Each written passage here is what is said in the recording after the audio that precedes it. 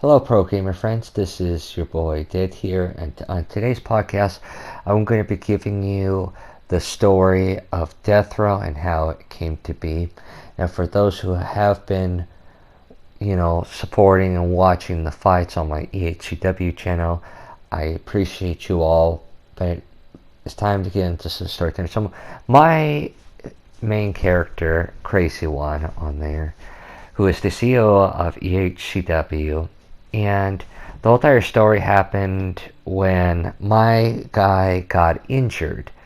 And it was and during that time and stuff, there was these rumors going around this big faction. And, several months, even in real life, passed, and everybody was thinking that, there's going to be no new team, there's going to be no new faction, and then almost like a year later, my guy comes back at the grandest stage of them all and comes up, and his partner, who at the time was Triple, who is Jess's character for all of those in the boys, and he thought my guy was going to come out and help him. And little did he know that he got nailed by my character with a baseball bat. And then the very next day, when we were doing a show, Triple L, aka Justice Guy, comes down and asks me to explain it. So my guy comes down to the ring and explains that even though that people were doubting that this team and think it was just a rumor, he says that there is, and that he has been building up his own faction, and usual good build up for this kind of faction stuff. And so he kind of turned and he says, I know who the leader of this team is, and he says me. And he absolutely destroys Triple L and also reveals the name of it, which was DeathRow. Now, during the build-up, there were these two masked guys who, way later down the line, after Crazy One was being a menace in the ring, and they would attack people that he was scheduled to face, and no one knew who they were, and it was weeks upon weeks, building it up. And then eventually, when a 22 came out, was when it was revealed that it was known as the DR members, Damian Harris and the Freak. And which, by the way, Damian Harris is the cruiserweight, the high flyer of the team, or his cruiserweight, and the Freak is supposed to be the juggernaut and this pretty much the strength of the team. And then we had some new other members, along with like the Demon, who is the striker, Victoria, and all of that. And they eventually all won titles. And then, quite a bit later, after some more and more build-up stuff, we had people like Widow's character, Mr. X, join. We had, everybody that we have now into the group that has joined. And in total, there's 17 members or so. But I didn't want to make this faction something that's similar to any day's wrestling faction. I wanted them to be their own thing. These are people who do whatever they want and attack and beat up whoever, and do whatever they want, even if it goes against management terms or they're just the ones who they're not afraid to cross the line in what they say, even if a lot of people may find what they say offensive and more. And honestly, it's been one of the big factions, and honestly, I'm really surprised that a lot of you have really liked this faction, and I'm really glad that you all are. And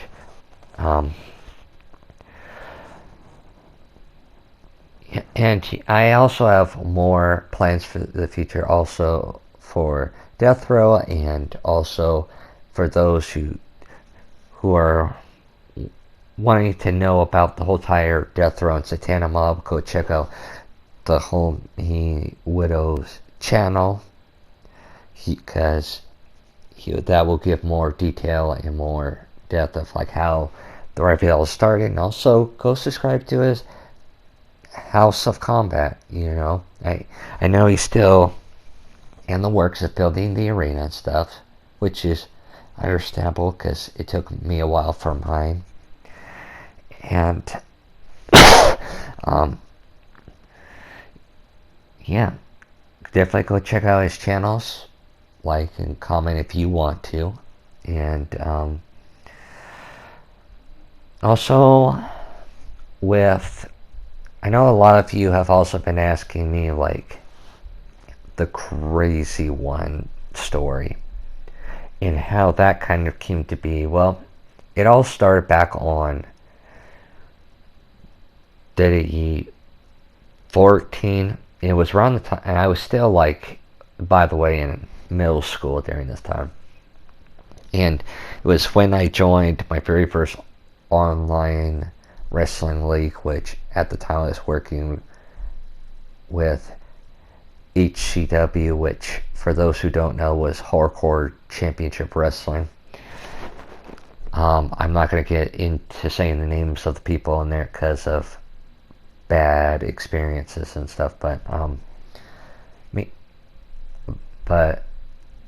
they wanted me to do all these other ones where I was actually playing as actual wrestlers on the game, and they also had me take the role of being this monster thing, being Willow, who was supposed to be this monster who ended up like destroying everybody on the roster and injuring them and putting them on the shelf. And then there was a time where I was like, I'm getting kind of tired of playing as, these actual like real life wrestlers. I want to do my own thing to be special.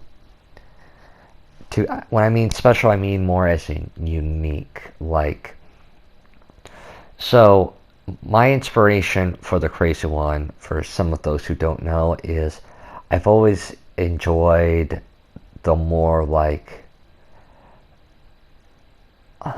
lunatic, or more of like the crazy, or whatever you want to call them, wrestlers. Like, for example, like Mankind, John Moxley, Bray Wyatt, aka The Fiend, and a little bit of Dexter Lumis and whatnot. And the reason why I like those guys so much is that you never know what's going on in their head, and you never know. And these are guys who are like willing to hurt themselves in order to hurt them, even if it means like hurting their opponent in the process of it. And I mean, if you ever watched wrestling, you know what I mean by these kinds of wrestlers. If not, go check out the few that I suggested in some of their matches. But the story is like, for the Crazy One, I kind of based him off of like my story, but instead of like having the scars like inside, it was going to be showing on his skin. But that was more. But at the time, I was only really going for the. He got those during his matches or so, and I know a lot of people have been. And another thing that people have been asking me is, with the original look of Crazy One. Everybody was asking me, why does he have like a face paint on his right eye and a little bit around there where it was like black and red in it? There was like a meaning to that. The meaning was behind it was just like, even though it was kind of like showing like his insanity and how it spread. If you understand like the story and stuff, because he did come up from like a bad childhood, and he's not all there and stuff, and yeah, so then people were wondering about like, why does he wear a mask? And there was a one point where I did have him take it off and stuff, but it just didn't really feel like him. So that's when, to add more lore to this character, that's when I added another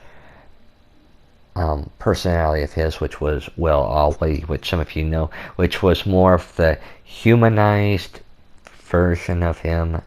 And this was back when he was doing stuff in CCW, which is Combat Zone Wrestling, and he was a part of a big team there, Murder Charges, that was also a famous group too that he was in later of. Oh yes, and to also add more lore to the character, the reason why Crazy One's moves are a lot more slow and more methodical, like on hurting and making his opponent suffer, is because there is a message behind that where, like, so many people have told him that they understand his pain when they don't really have like the same mindset and stuff that he has. So, because I feel like it's really hard for someone to really truly understand what you've been through, since they don't really have the same brain process as you and see things the way the person is, and how they're dealing with their pain and stuff on the inside, and how bad it is. But I'm not trying to make this a depressing video, but there's that reason behind it, and also just that he doesn't really care to injure people, and that's why I think he's like another good reason why he's good for the group and stuff. And also with EHCW, I got inspired by ECW and kind of added more to, and added like the old promotion I was working for thing. That's how you got stuff. Now I do gotta say, I've had work with people, and some were two-faced people who try to manipulate and tell me how I should run my promotion and stuff. But lately, the one that I'm working with right now is Widow, and big huge shout out, much love and respect to the homie Widow, no homo, my guy, and you know it. And which is that him and I, besides like talking about like stuff we're gonna do for our promotions and stuff, if there's an idea that he comes up with, he tells me and suggests me it and stuff. He never really makes it where it sounds like he's forcing me to run my thing this way or that and stuff, and and doesn't tell me like someone that I used to know who would say, oh no, you shouldn't give this guy a chance, whatever, because of, for like in EHCW, I wanted to make it where everybody, including the males and females, all had like an equal opportunity to show off their talents and being able to win championships, and not doing it based off of bias or favoritism or that other BS. And EHCW is also not scripted, so anyone can really win or so.